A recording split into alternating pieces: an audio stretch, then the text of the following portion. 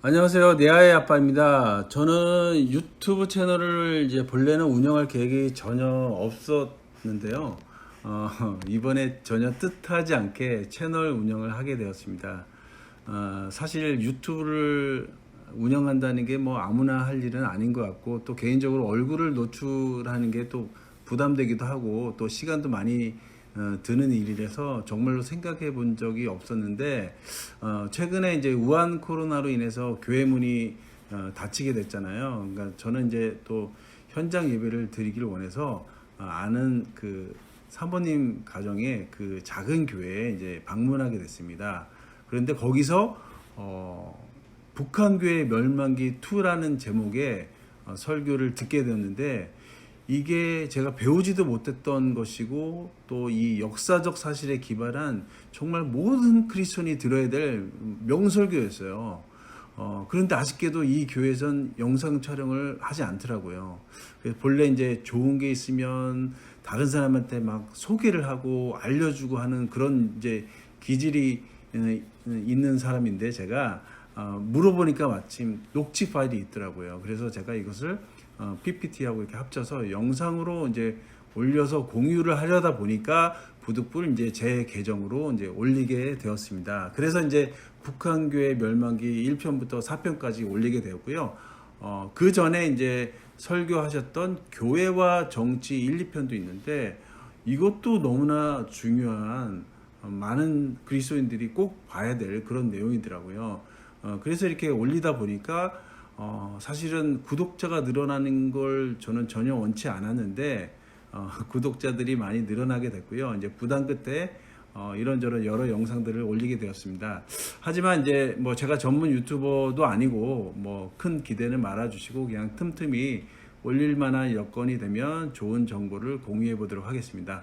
오늘 제가 읽어드릴 감동 사연은요, 제가 아는 이제 지인 홈스쿨 맘의 지인이신 것 같은데, 최근 이제 여러 충격과 혼돈 속에 이제 눈을 뜨게 되었고, 생전 처음으로 이제 진보에게 표를 주지 않았던 이야기입니다.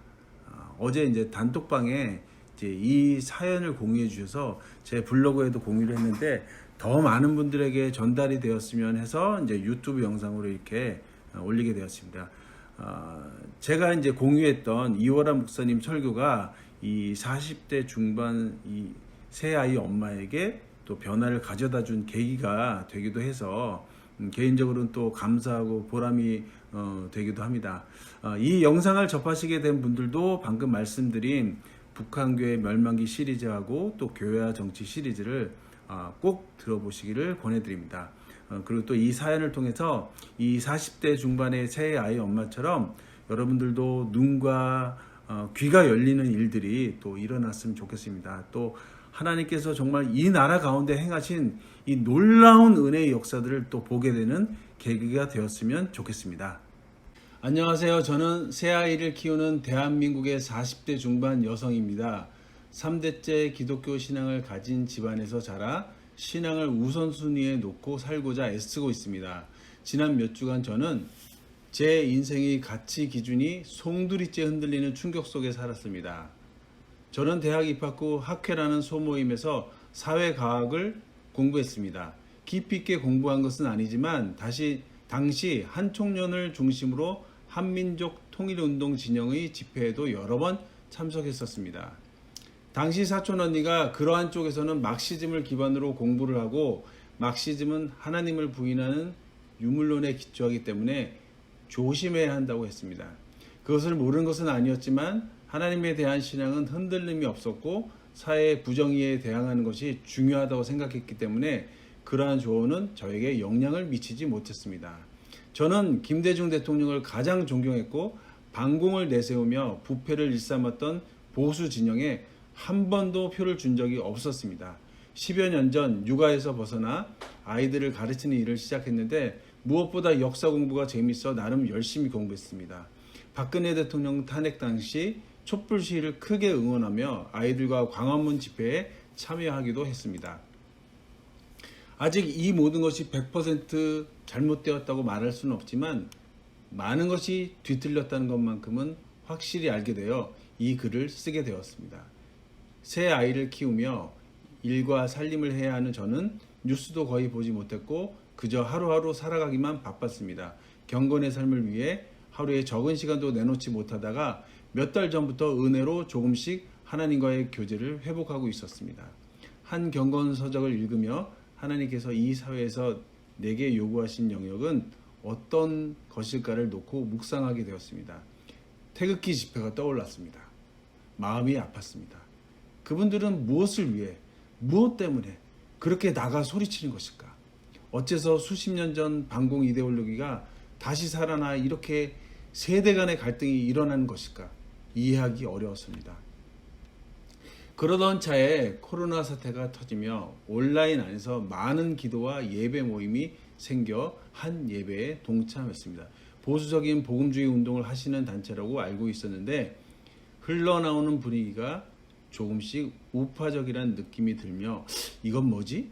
이분들도 혹시 태극기 집회와 같은 생각을 하시나? 하는 생각이 들었습니다. 머릿속이 복잡해지고 가슴이 답답해 왔습니다.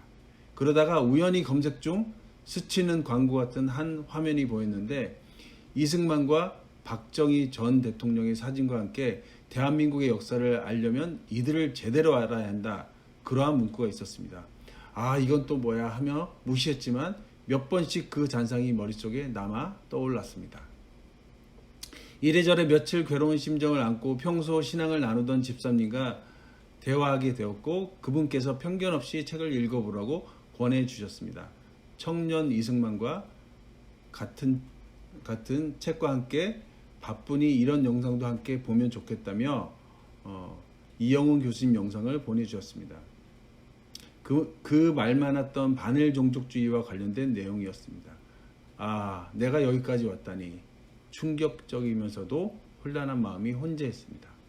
그래, 한번 드러나 보자 하고 밤에 설거지하며 잠자리에 들기까지 1.5배속으로 몇 강의를 들었습니다. 비판할 만한 거리를 찾기 위해 촉을 세우고 들었습니다.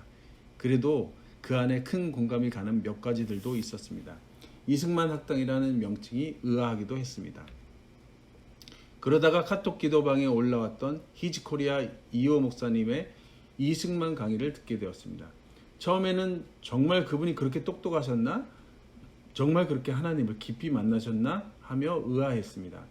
이상재 선생님을 전도했던 이야기, 공산주의의 멸망과 일본의 미국 공격에 대한 선견적 이야기, 토지 유상 매입 유상 분배를 단행했던 이야기, 메가더와의 이야기, 방공포로 석방 이야기, 하나님이 세운 대한민국을 돕는 것이 미국을 세운 하나님의 뜻이다 라고 주장했던 이야기.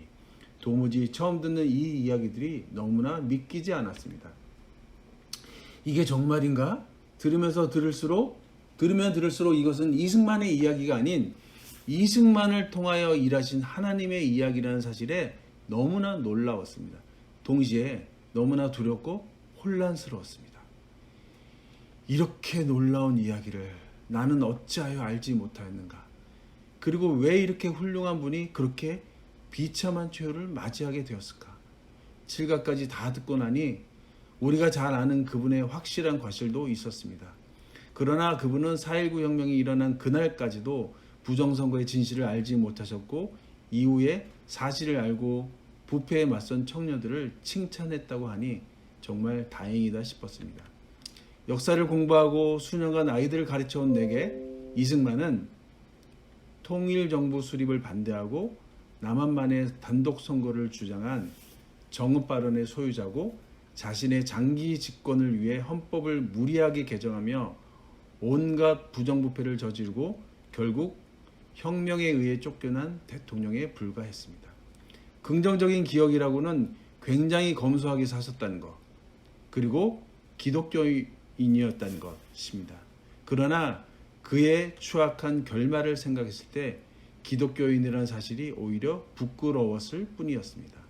7강은 모두 듣고 난 후 무릎을 꿇고 탄식했습니다. 내가 의도하지 않은 것이었으나 하나님의 역사를 알지 못하는 무지의 죄를 회개했습니다. 그리고 그 역사를 가려온 것이 만만한 세력이 아니라는 막연한 생각에 두려움도 느꼈습니다.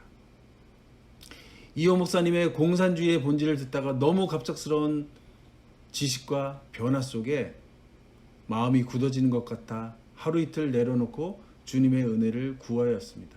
그러다가 대신교회 이월한 목사님의 영상을 보고 너무나 큰 충격을 받았습니다.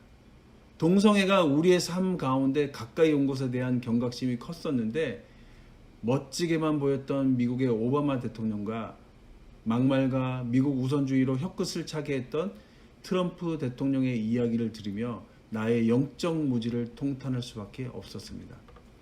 지금이 어느 시대인데 공산주의 타령일까 생각했고 지금도 그 어색함은 여전합니다.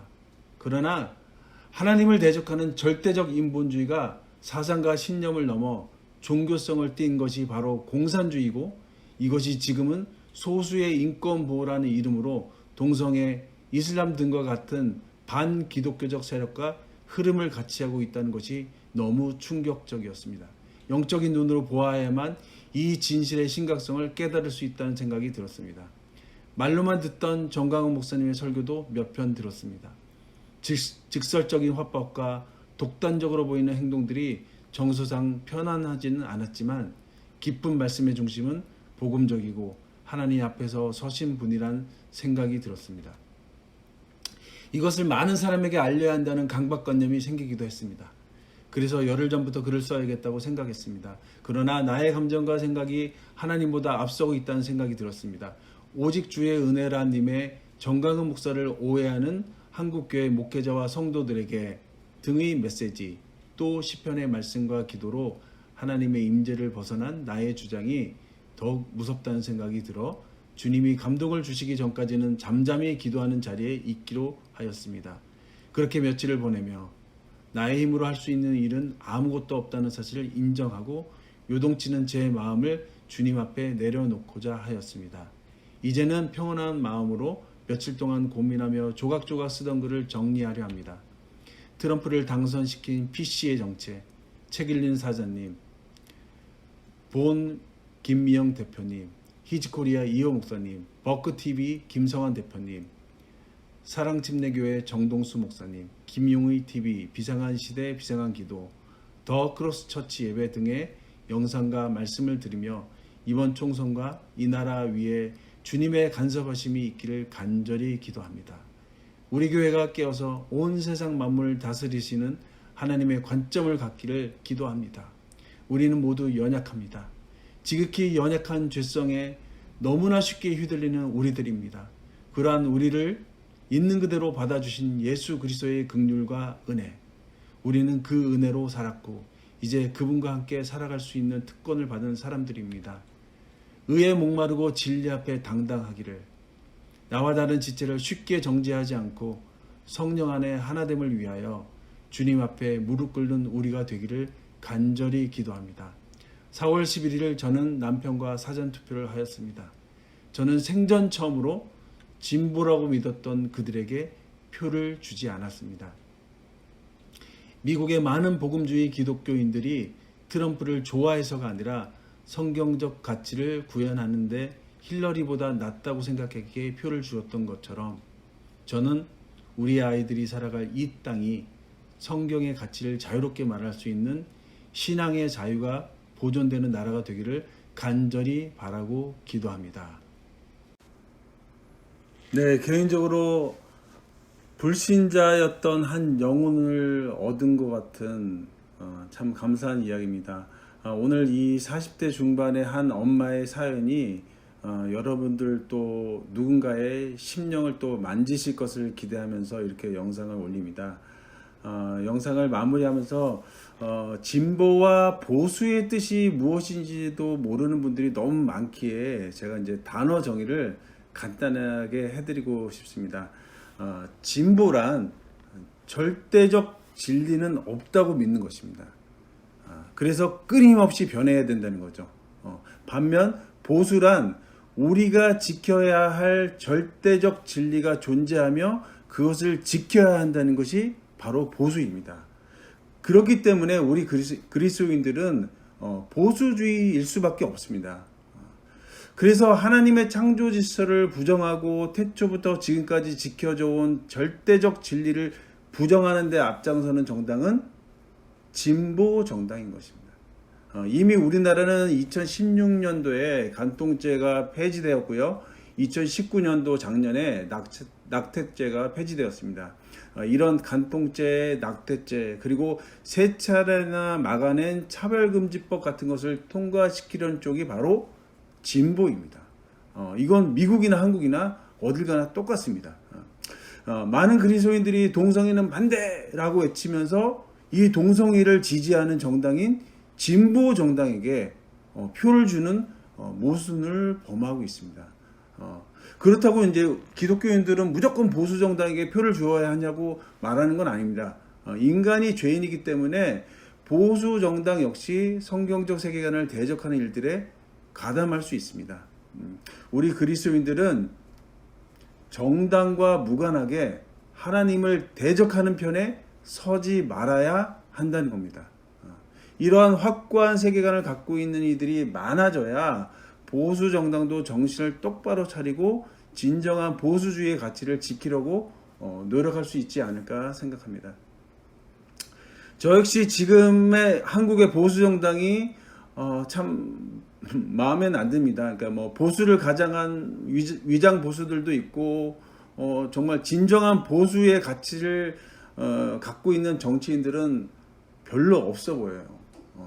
참 마음에 들지 않습니다만 그렇다고 하나님의 법을 무너뜨리는 자들의 편에 설 수 없기 때문에 저는 진보 쪽에 표를 주지 않는 입장입니다.